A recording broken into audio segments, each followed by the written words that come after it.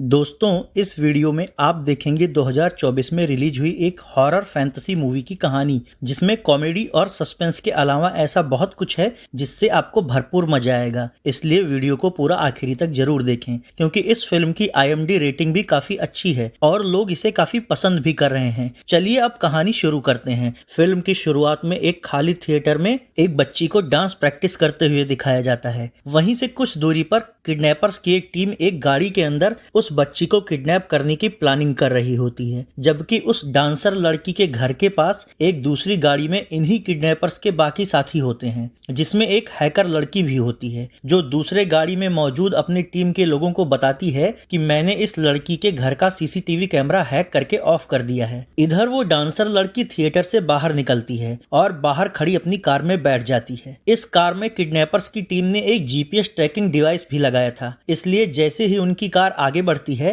Kidnappers को उसकी location पता लग जाती है और कार में बैठे किडनैपर्स की एक टीम लड़की की घर के लिए रवाना हो जाती है और कुछ ही देर में वहां पहुंच जाती है। अब क्योंकि वहां मौजूद उसकी दूसरी टीम की हैकर ने पहले ही डांसर लड़की के घर का सिक्योरिटी सिस्टम हैक कर दिया था, इसलिए ये लोग गेट से घर के अंदर दाखिल हो जाते हैं। इसके बाद ये तीनों किडनैपर्स लड़की के बेडरूम में जाकर छिप जाते हैं। अब तक उस डांसर बच्ची की कार भी अपने घर पर पहुंच जाती है। इसके बाद वो बच्ची फोन से बात करते हुए अपने कमरे में जाती है। इस दौरान जब वो अपने बेड पर होती है, तभी उन किडनैपर्स में से एक उसके पास जाकर उसे बेड पर दबोच देता है और फिर ये लोग उसके गर्दन पर बेहोशी का इंजेक्शन लगाकर उसे बेहोश कर देते हैं। इसके बाद ये किडनैपर्स उस बच्ची को एक बैग में डालकर बंद कर देते हैं तथा तेजी से उस कमरे से बाहर निकल जाते हैं। फिर पीछे के गेट से होते हुए बाहर निकलकर अपनी गाड़ी में बैठ जाते हैं और बच्ची को लेकर वहां से निकल जाते हैं। इस दौरान शहर को पार कर किडनैपर्स की ये दोनों गाड़ियां एक जंगल वाले इलाके में पहुंच जाती हैं और वहां बनी एक पुराने हवेली के सामने रुकते हैं। फिर जब ये लोग गाड़ी से उतरते हैं तो इन्हें हवेली के सामने वो शख्स खड़ा दिखता है जिसने इन किडनैपर्स को एक किडनैपिंग करने का काम सौंपा था। इसके बाद इन किडनैपर्स के साथ वो बॉस भी हवेली के अंदर जाता है और कहता है कि इस बच्ची को किसी रूम में बंद करके लॉक कर दो। फिर वो उन लोगों से अपना नाम लैम्बर्ट बताता है और कहता है कि मैंने तुम लोगों को जो काम सौंपा था वो तुम लोगों ने कर दिखाया, पर अभी एक और काम बाकी है, जिसके बाद तुम लोगों को इस काम के पैसे मिल जाएंगे। और वो काम है 24 घंटे इस लड़की की यहाँ रहकर निगरानी करना। पर ध्यान रहे, यहाँ के कुछ नियम भी हैं। इन 24 घंटों में सिक्योरिटी के लिए तुम में से कोई भी ना तो फोन इस्तेमाल करेगा और ना ही कोई एक दूसरे को अपना असली नाम और काम के बारे में बताएगा। उधर इन किडनैपर्स में से एक महिला और एक आदमी उस बच्ची को बेडरूम में बंद करके उसका हाथ लॉक कर देते हैं। इसके बाद बॉस लैम्बर्ट उस महिला से कहता है तुम्हारा काम है इस लड़की की देख रेख करना। ये सुनकर वो महिला किडनैपर लैम्बर्ट से पूछती है कि आखिर ये बच्ची कौन है और किसकी बेटी है, क्योंकि हम में से कोई भी नहीं जानता कि तुमने हम लोगों से किसकी बेटी का अपहरण करवाया है। इस पर लैम्बर्ट उससे कहता है तुम्हें ये जानने की जरूरत भी नहीं है। फिर लैम्बर्ट इन सभी लोगों का फोन जमा कर लेता है। तो वहां मौजूद किडनैपर्स में से एक आदमी लैम्बर्ट से पूछता है अगर हम एक दूसरे को अपना असली नाम और पहचान नहीं बता सकते तो हम एक दूसरे को किस नाम से बुलाएंगे। इस पर लैम्बर्ट उन लोगों को आपस में बुलाने के लिए नकली नाम देता है, जिसमें चश्मा पहनने वाले शख्स को फ्रैंक, बिना बाल वाले टकले आदमी को डीन, हैकर लड़की को सैमी, बॉडी बिल्डर आदमी को पीटर और काले बालों वाली लड़की को जोई नाम देता है, जबकि अफ्रीकन दिखने वाले को वो कल्लू नाम देता है। इसके बाद लैम्बर्ट वहां से बाहर चला जाता है, जबकि ये लोग यहाँ शराब पीने लगते हैं और मस्ती करने लगते हैं। इन लोगों को लगता है कि बस 24 घंटे की ही तो बात है, मजे से कट जाएंगे, पर ये लोग नहीं जानते थे कि यहाँ जो होने वाला है उससे इन सबकी रूहें कांप जाएंगी। अब ये लोग एक दूसरे से बातें करने लगते हैं। इस दौरान जोई की बाकी सभी लोगों से थोड़ी बहस होने लगती है। इसके बाद जोई किडनैप की हुई बच्ची एबिगेल को चेक करने उसके रूम में जाती है और बच्ची से पूछती है कि वो कैसी है। तो बच्ची उससे कहती है कि मेरे आंखों से पट्टी हटाकर मेरा हाथ खोल दो, क्योंकि मुझे बहुत तकलीफ हो रही है। जोई का भी एक छोटा बेटा होता है, इसलिए वो इस बच्ची से प्यार से पेश आते हुए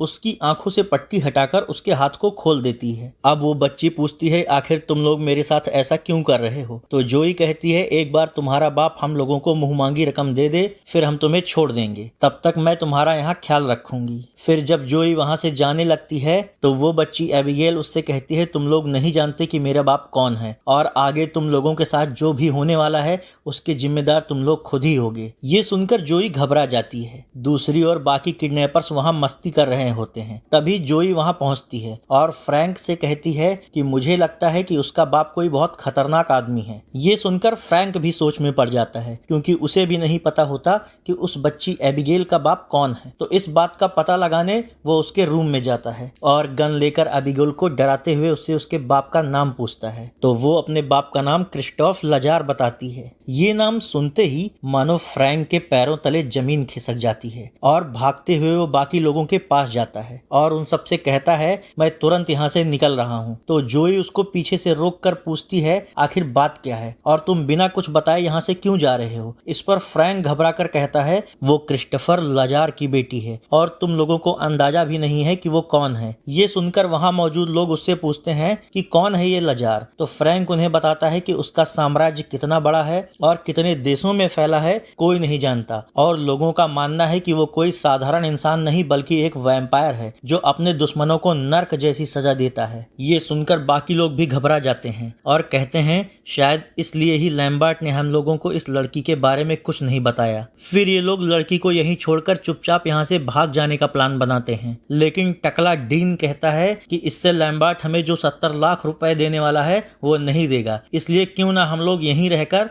सतर्क रहें और उस लड़की की निगरानी करें। आखिरकार सभी इस बात के लिए राजी हो जाते हैं, पर अब जो होने वाला था इन लोगों ने सपने में भी नहीं सोचा होगा। इसके बाद इनमें से कुछ लोग इस हवेली में अंदर आने वाले सभी रास्तों की जांच करने लगते हैं, जबकि सैमी टीवी देखने लगती है। तभी पीछे बेड पर लेटा डीन मुखौटा लगाकर उसे बुरी तरह डरा देता है। इससे सैमी भड़क जाती है और उसे उस कमरे से निकल जाने को कहती है। तो डीन वहां से निकलकर किचन में जाता है, जहां उसको ऐसा महसूस होता है कि जैसे वहां पहले से ही कोई मौजूद हो। पर इससे पहले कि वो कुछ समझ पाता, कोई उसे सीढ़ियों पर पीछे की तरफ घसीटने लगता है। थोड़ी देर बाद जब सैमी किचन में आती है तो उसे पीछे से डीन कुर्सी पर बैठा हुआ दिखता है। तो उसे लगता है कि वो फिर से मजाक कर रहा है, पर जैसे ही सैमी उसके पास जाकर उसके कंधे पर हाथ रखती है, डीन का कटा हुआ सिर लुढ़क कर उसके हाथ में आ जाता है और वो जोर जोर से चीखने लगती है। उसकी चीख सुनकर जब पीटर वहां आता है तो ये नजारा देखकर वो भी घबरा जाता है और वो बाकी लोगों को भी वहां बुला लेता है। अब फ्रैंक कहता है कि ऐसा लगता है जैसे इसकी गर्दन किसी जंगली जानवर ने काटी हो। तो जोई कहती है, या शायद एबिगेल के बाप लाजार ने इसकी हत्या करवाई हो, क्योंकि इतनी बेरहमी से हत्या उसके ही आदमी कर सकते हैं। उनको वोल्टेज कहते हैं। ये सुनकर कालिया कहता है, हाँ मैंने भी सुना है, पर यहाँ वोल्टेज कैसे आ सकता है? फिर जोई के कहने पर ये सभी लोग उस लड़की के रूम में उसे चेक करने जाते हैं तो वो वहाँ बेड पर लेटी हुई दिखाई देती है। पर कालिया कहता है कि अगर वोल्टेज यहाँ सच में आ गया है तो मैं यहाँ रुकने का रिस्क नहीं ले सकता, इसलिए वो यहाँ से जाने लगता है। पर आश्चर्य की बात यह होती है कि दरवाजा बाहर से बंद होता है। तभी इन लोगों को अंदर कुछ अजीब आवाजें सुनाई पड़ती हैं और सभी खिड़कियां लकड़ी के पट्टी से अपने आप ही बंद होने लगती हैं। ये देखकर इन सभी लोगों की बुरी तरह फट जाती है और सबको लगता है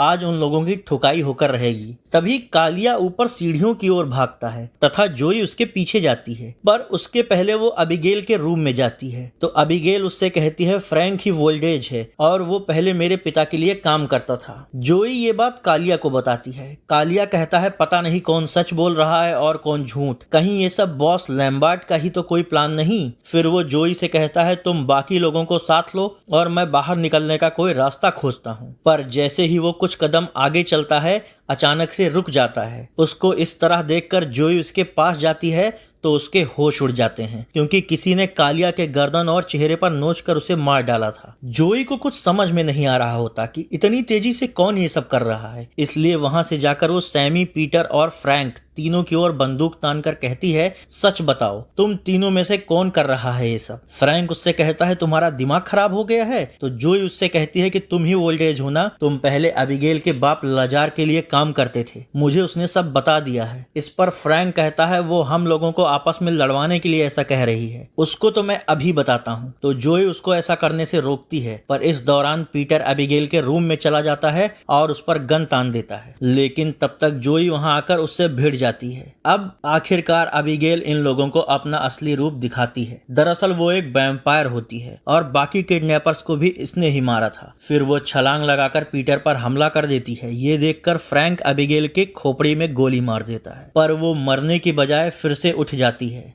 बचने के लिए ये लोग उस रूम से निकलकर दरवाजा बाहर से बंद कर देते हैं। जोई सबसे कहती है हम लोगों ने अपनी मौत खुद बुलाई है और बाहर निकलने के सभी रास्ते भी बंद हैं, इसलिए हम लोगों को वैम्पायर मारने का कोई तरीका ढूंढना होगा। तो इसके बाद ये सभी लोग उस वैम्पायर लड़की को मारने जाते हैं तो देखते हैं कि वो कालिया के कटे हुए धड़ के साथ डांस प्रैक्टिस कर रही है। अब पीटर उसको कसकर जकड़ने की कोशिश करता है, पर वो पीटर के ऊपर चढ़ जाती है और उसके गले में लटके ईसा मसीह के लॉकेट से उसके ही सीने पर ताबड़तोड़ वार करने लगती। इस दौरान जब फ्रैंक पीछे से उस वैम्पायर पर छड़ी से हमला करने आता है तो फ्रैंक की छड़ी छीनकर उसके ही पैर में घुसा देती है। अब ये सभी लोग बड़ी मुश्किल से उस रूम से बाहर निकलते हैं। फिर जोई फ्रैंक के पैर से वो छड़ी बाहर निकालती है। फ्रैंक कहता है उस वैम्पायर लड़की पर किसी चीज का कोई असर नहीं हो रहा है, यहाँ तक कि ईसा मसीह का लॉकेट भी काम नहीं कर रहा। तो जोई अपने साथ लाया हुआ बेहोशी का इंजेक्शन दिखाते हुए कहती है पर इसका असर उस पर जरूर होगा। इसके बाद ये लोग हवेली के अलग अलग हिस्से में फिर से अबिगेल को खोजने निकलते हैं, जिसमें पीटर और सैमी एक साथ होते हैं जबकि फ्रैंक और जोई एक साथ। इस दौरान हवेली के अंदर सैमी एक ऐसे पुराने स्विमिंग पूल में गिर जाती है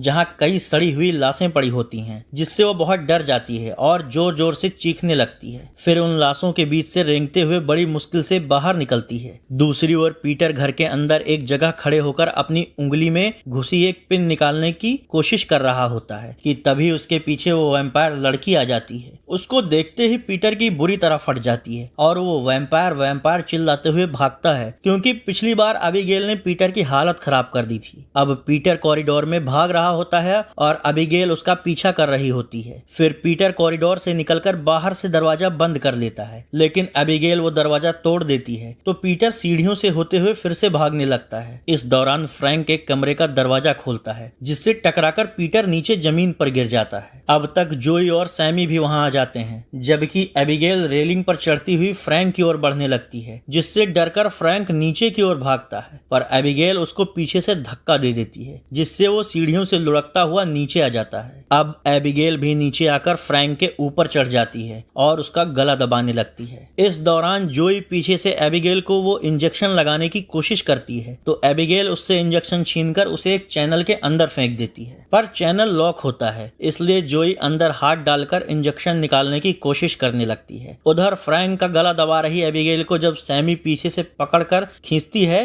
तो वो उसके हाथ पर दांत से काट लेती है और खुद को छुड़ाकर फ्रैंक की टांग पकड़कर हवा में खींचने लगती है। ये देखकर पीटर उस वैम्पायर पर कूद पड़ता है और उसे जमीन पर दबाने लगता है, जिससे एबिगेल छूटने के लिए छटपटाने लगती है। अब तक जोई वो इंजेक्शन उठा लेती है और बड़ी ही फुर्ती से उसे एबिगेल को लगा देती है। ऐसा करते ही थोड़ी ही देर में वो वैम्पायर बेहोश हो जाती है। आखिरकार ये लोग चैन की सांस लेते हैं। अब सैमी सबसे कहती है कि इस वैम्पायर ने मेरे हाथ पर काट लिया है, कहीं इससे मैं भी तो वैम्पायर नहीं बन जाऊंगी। तो जोई कहती है कि शायद। थोड़ी देर बाद जब एबिगेल को होश आता है तो वो एक लोहे के पिंजड़े में होती है। अपने सामने जोई को देखकर वो उससे पिंजड़ा खोलने को कहती है, पर जोई ऐसा करने से साफ इनकार कर देती है। अब तक वहाँ फ्रैंक, सैमी और पीटर भी आ जाते हैं। तो एबिगेल फ्रैंक से कहती है पहले तुम मेरे पिता के लिए काम करते थे ना। इसके बाद वो उन सबसे कहती है कि तुम लोगों को क्या लगता है कि तुम लोग मुझे किडनैप करके इस हवेली में लाए हो? नहीं, मैंने ही तुम लोगों को एक योजना के तहत यहाँ इकट्ठा किया है। तो पीटर उससे पूछता है कि क्या ये सच है? इस पर एबिगेल कहती है हाँ, लैम्बर्ट जिसने तुम्हें यह काम सौंपा था वो मेरा ही आदमी है। इसके बाद एबिगेल वहाँ मौजूद सभी लोगों को उनके असली नाम से बुलाने लगती है, जिससे ये सभी लोग चौंक जाते हैं कि आखिर इस वैम्पायर लड़की को इन सबके असली नाम कैसे पता। तो वो लोग उससे पूछते हैं कि आखिर तुम चाहती क्या हो। इस पर एबिगेल कहती है तुम लोगों में से ज्यादातर लोगों ने मेरे पिता की कंपनी के बैंक अकाउंट से लाखों रुपए की धोखाधड़ी की है, जबकि फ्रैंक मेरे पिता की कंपनी में काम करता था। फिर ज्यादा पैसों के लालच में ये FBI का जासूस बन गया और हमारी कंपनी की एक ब्रांच को बंद करवाने की कोशिश की। इसके बाद ये वैम्पायर लड़की जोई से कहती है तुम कुछ संदिग्ध लोगों के लिए डॉक्टर का काम करती थी और एक दिन तुमने नशे में मेरे पिता का बिजनेस संभालने वाले एक महत्वपूर्ण व्यक्ति के शरीर में लगी गोली निकालने के बजाय उसकी नस काट दी और वो मर गया, जिससे मेरे पिता का बिजनेस में काफी नुकसान हुआ। फिर वो उन लोगों से कहती है, तुम में से जो भी दरवाजा खोलकर मुझे आजाद करेगा उसे मैं जिंदा छोड़ दूंगी। तो पीटर इसके लिए तैयार हो जाता है, लेकिन फ्रैंक और जोई उससे कहते हैं, इसके जाल में मत फंसो, ये हम में से किसी को भी जिंदा नहीं छोड़ेगी। पर जब पीटर फिर भी नहीं मानता तो जोई उसके कमर पर गोली मार देती है ताकि वो सिर्फ घायल हो। इसके बाद वो सैमी के साथ पीटर की गोली निकालने चली जाती है, जबकि फ्रैंक वहीं रुकता है। तो एबिगेल उससे कहती है, मैं तुम्हें यहाँ से बाहर निकलने का रास्ता बता सकती हूँ अगर तुम मुझे आजाद कर दो। फ्रैंक कहता है ठीक है। तो वो बताती है कि लाइब्रेरी में किताबों के पीछे एक गुप्त दरवाजा है। पर जब ये बताने के बाद भी फ्रैंक पिंजरा नहीं खोलता तो एबिगेल इस पिंजरे का दरवाजा तोड़ देती है, जिससे टकराकर फ्रैंक दूर जा गिरता है। फिर इससे पहले कि एबिगेल फ्रैंक को काट पाती, जोई वहां पहुंच जाती है और वो खिड़की पर लगी लकड़ी की पट्टी को तोड़ तोड़कर हटा देती है, जिससे धूप अंदर आ जाती है और एबिगेल के हाथ पर पड़ती है और धूप के असर से उसका एक हाथ ब्लास्ट हो जाता है तथा वो चीखने लगती है। अब मौका देखकर जोई फ्रैंक को वहां से लेकर भागती है। इसके बाद जिंदा बचे ये चारों किडनैपर्स लाइब्रेरी में जाते हैं। फ्रैंक वहां किताबें हटाकर वो गुप्त दरवाजा ढूंढने लगता है, पर उसको वहां ऐसा कुछ भी नहीं मिलता। तो सैमी कहती है, मैं और पीटर यहाँ का पावर सोर्स ढूंढने जा रहे हैं, अगर मुझे वो मिल गया तो मैं यहाँ से बाहर निकलने का शायद कोई जुगाड़ बना सकूं। फिर ये दोनों उस हवेली के और अंदर जाकर खोजबीन शुरू करते हैं। इस दौरान पीटर जब थोड़ी दूरी पर होता है तो सैमी को ऐसा लगता है जैसे उसको एबिगेल कंट्रोल करने लगी हो, क्योंकि उसके काटने की वजह से वो अब वैम्पायर बनने लगी थी। उधर आगे बढ़ चुका पीटर जब सैमी को ढूंढने के लिए इधर उधर देखता है, तभी वैम्पायर बन चुकी सैमी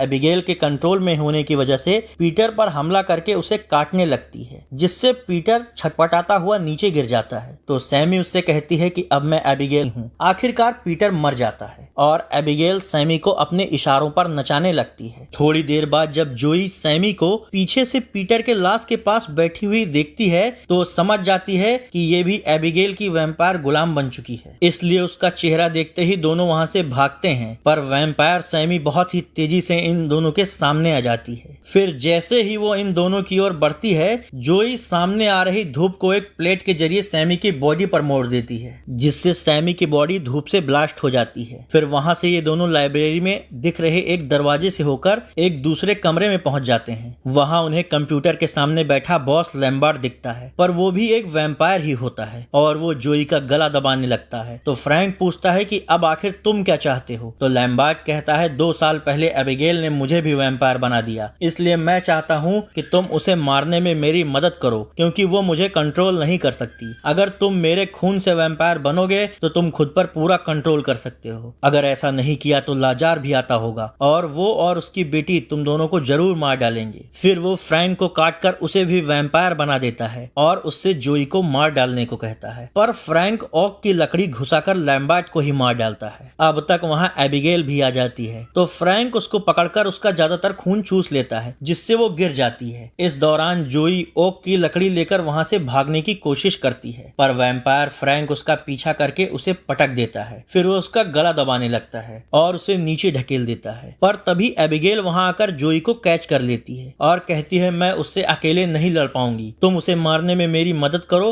और मैं तुम्हें जाने दूंगी। तो अब दोनों मिलकर फ्रैंक से भिड़ जाते हैं, पर वो बहुत ही ताकतवर बन चुका होता है और दोनों को दूर उछाल देता है। इसके बाद वो ओक की लकड़ी जोई के कंधे के आर पार घुसा देता है और उसे एक कुर्सी से टांक देता है, लेकिन तब तक एबिगेल फिर से उठ खड़ी होती है और फ्रैंक से फिर भिड़ जाती है। लेकिन फ्रैंक फिर से एबिगेल के शरीर में बचा हुआ खून चूस लेता है, जिससे वो बहुत ही कमजोर होकर गिर जाती है। अब वो जोई के पास जाकर उसे भी काट लेता है ताकि वो उसकी वैम्पायर गुलाम बन जाए। इसके बाद वो जोई से ओक की लकड़ी लेकर एबिगेल को मारने को कहता है, पर जोई ऐसा नहीं करती क्योंकि वो अभी वैम्पायर नहीं बनी होती, जिससे नाराज होकर फ्रैंक उसे दूर ढकेल देता है। ये देखकर एबिगेल फिर से फ्रैंक पर टूट पड़ती है और आखिरकार जोई और एबिगेल मिलकर उसके शरीर में ओक की लकड़ी घुसाकर उसे मार डालते हैं। अब तक एबिगेल का बाप लाजार भी आ जाता है। वो जोई को मारना चाहता है, पर एबिगेल कहती है, इसने मेरी जान बचाई, इसलिए इसे जाने दो। आखिरकार जोई वहां से चली जाती है और ये फिल्म यहीं खत्म हो जाती है। अगर आपको ये फैंटेसी स्टोरी पसंद आई हो